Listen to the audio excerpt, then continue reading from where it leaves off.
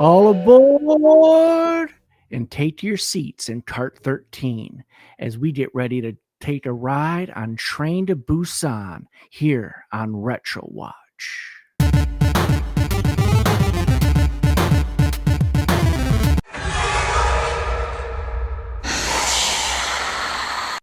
All right, guys, welcome back to Winter Wolf's Den. It is zombie month here in spooky season on Winter Wolf's Den. We've got our second entry in our modified Retro Watch playlist for you guys.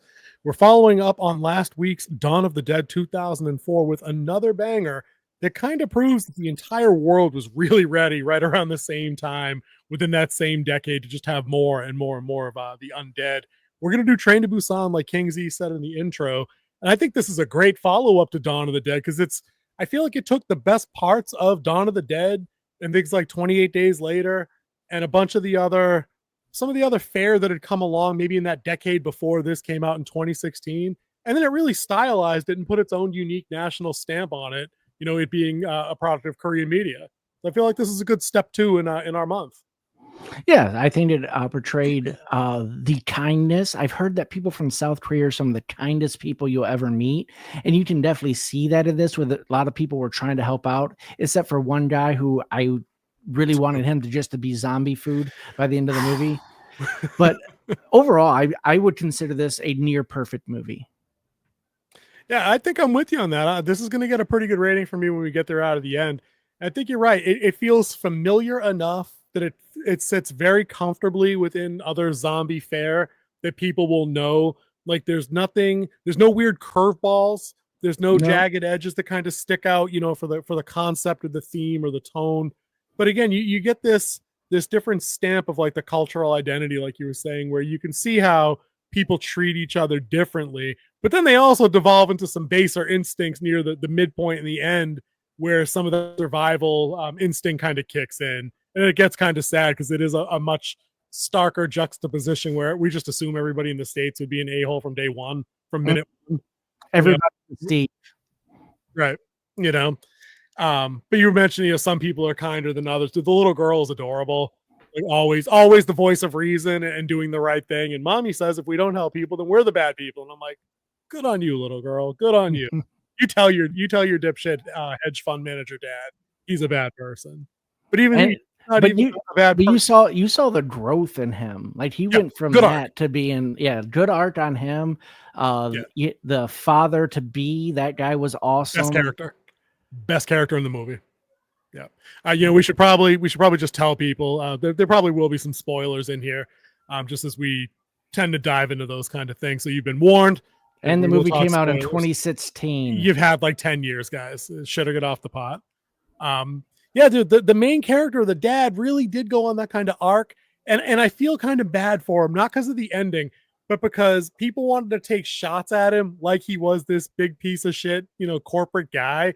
But like when we meet him in the beginning, he's got a small desk in something just shy of a cube farm. Like he's like middle management. You know what I mean? Well, in Korean culture, that's what management would look like.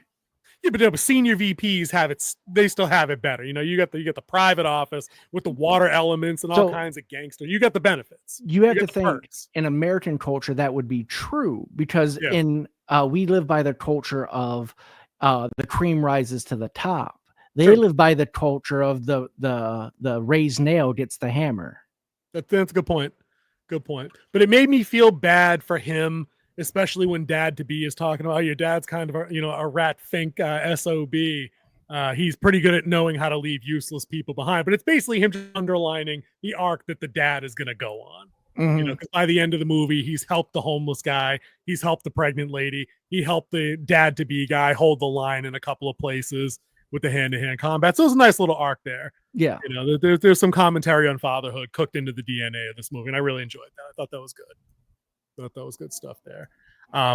It's a simple movie. It's not too terribly complex. We've got the dad that we were talking about, and his daughter's only wish for her birthday is to go see her mom. It's a divorced family situation, so he's got to take her on a train literally to Busan to drop her off at her mother. But on this poor girl's birthday, not only does she get the second Wii that she owns because dad doesn't pay attention, but the world ends.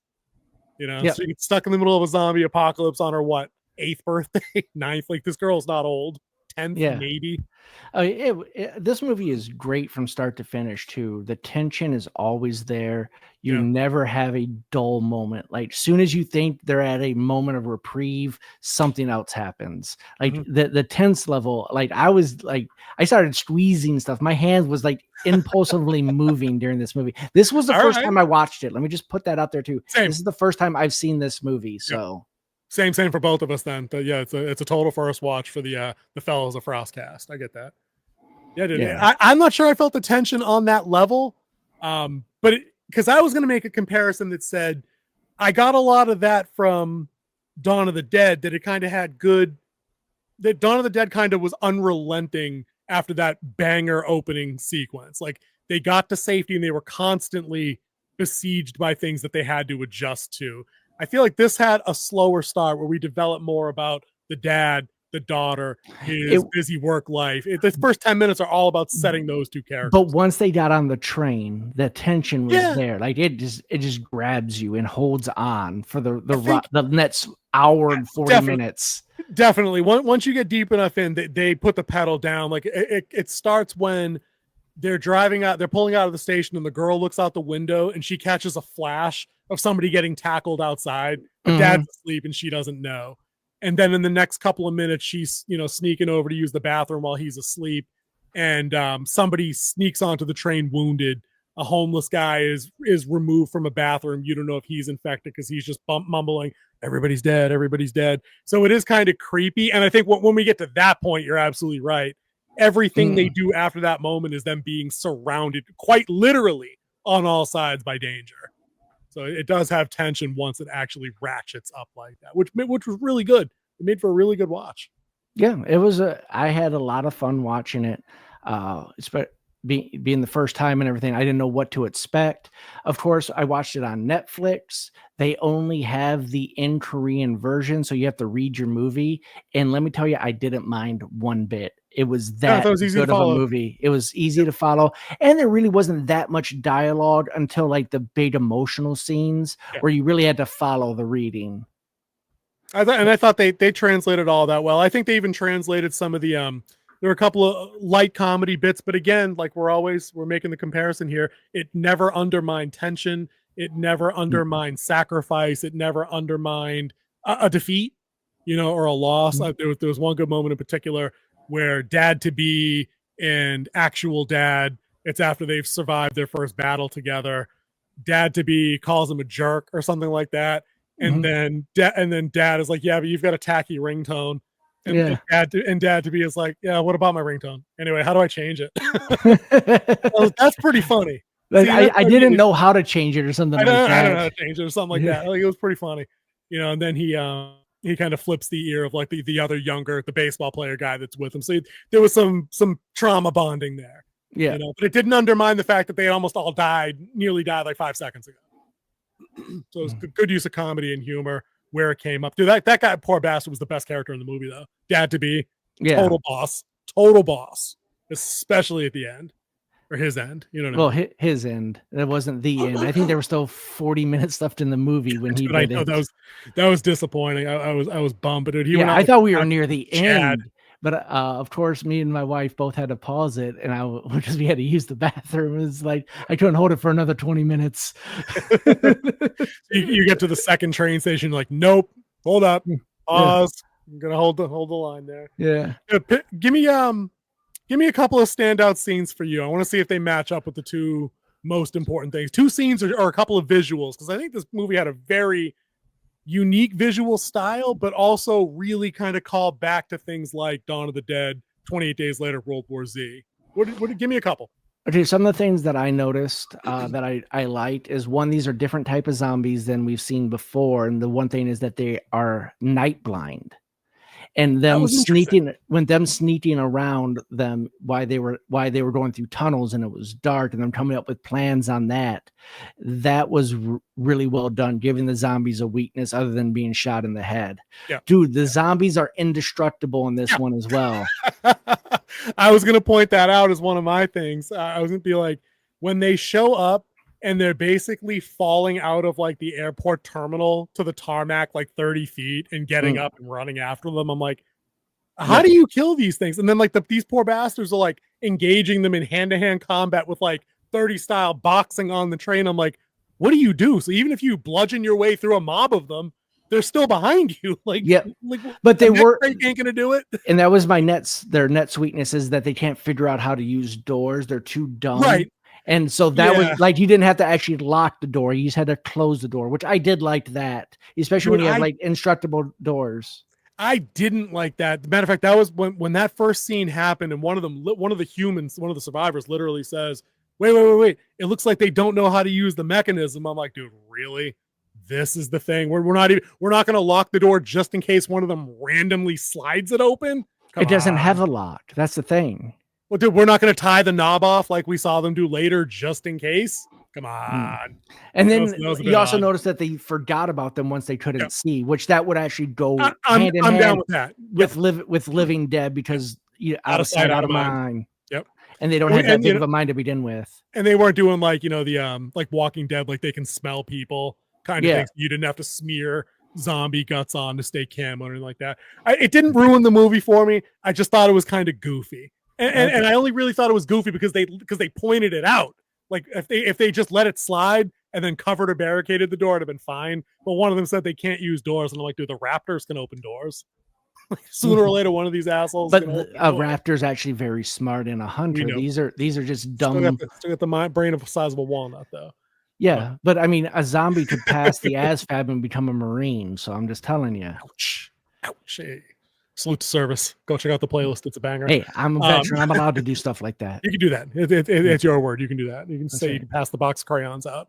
I'm not doing that. But anyway, so give me another key scene or key visual that you really enjoyed. One of the other things I noticed is when the zombies got bunched up and there's a lot of them, you saw waves. Like they actually built up on each other and they kind of fell. And I'm like, that was pretty cool to see.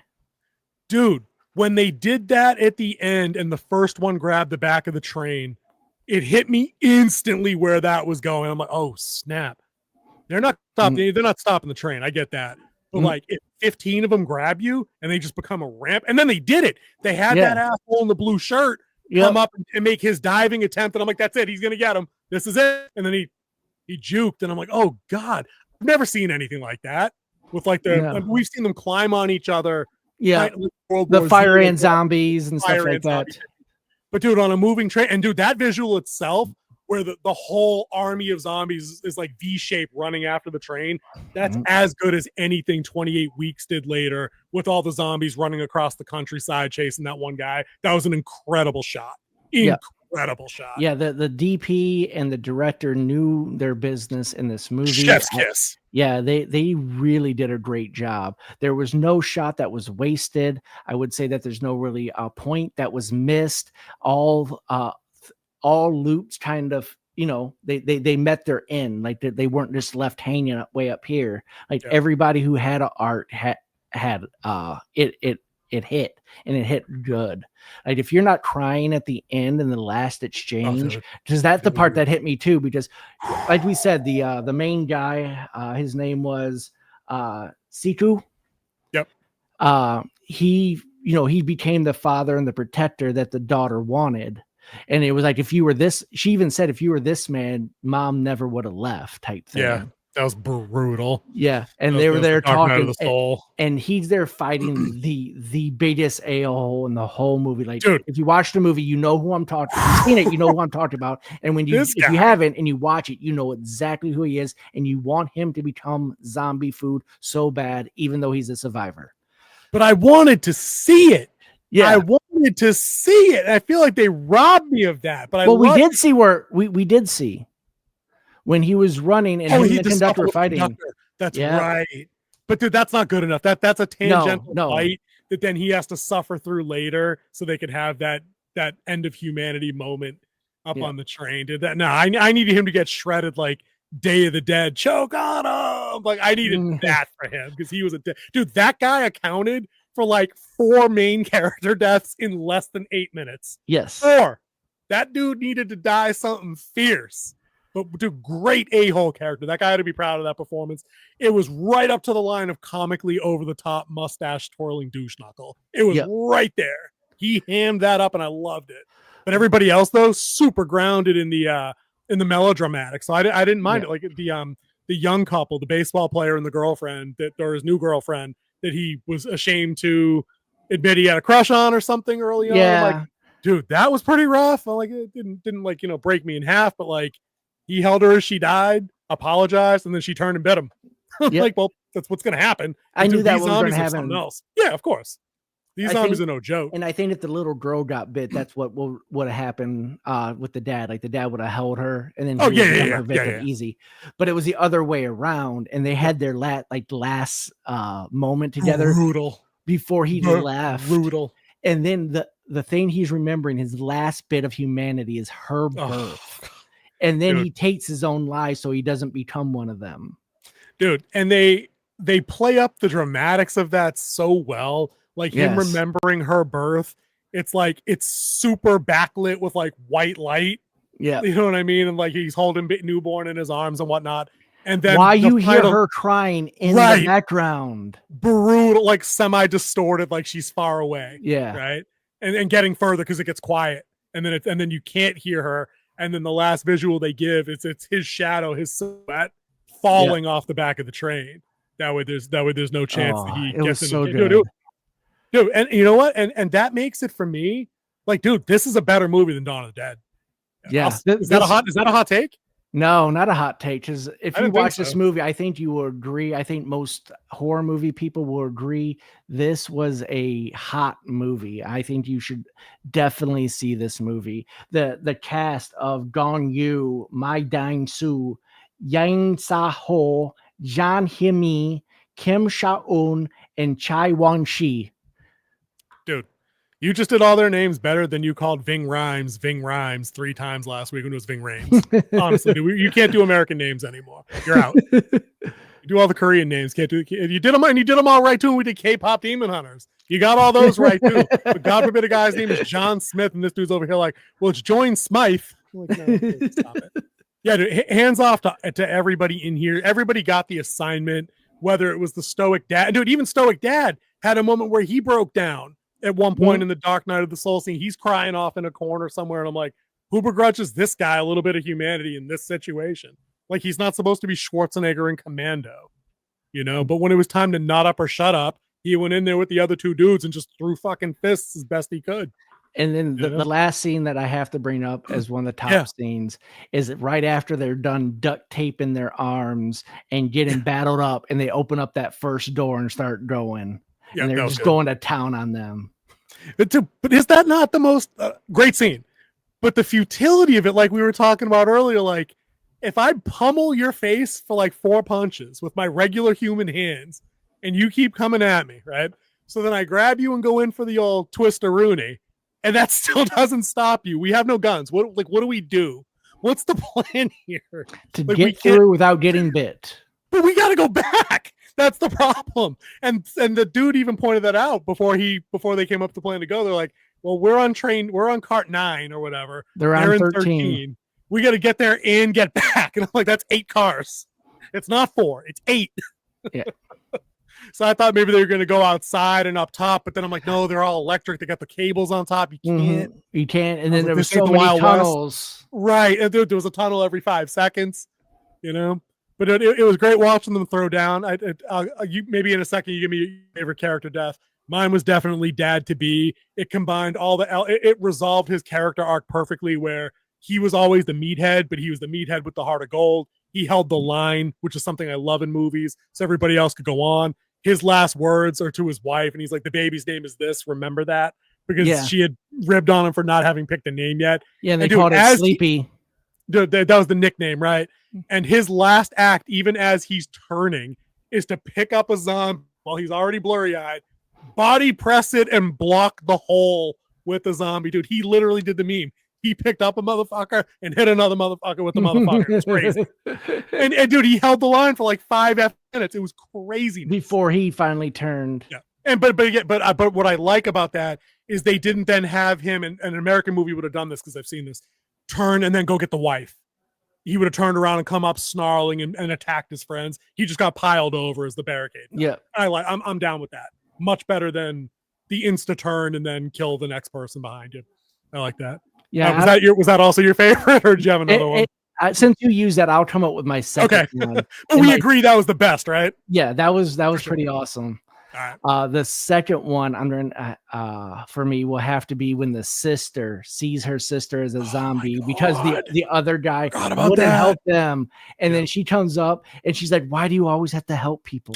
Why do you? It's like, forget that. I love everything about you. And she opens the door to let all the zombies in, to the people who just hit out, the people who survived fighting through the zombies.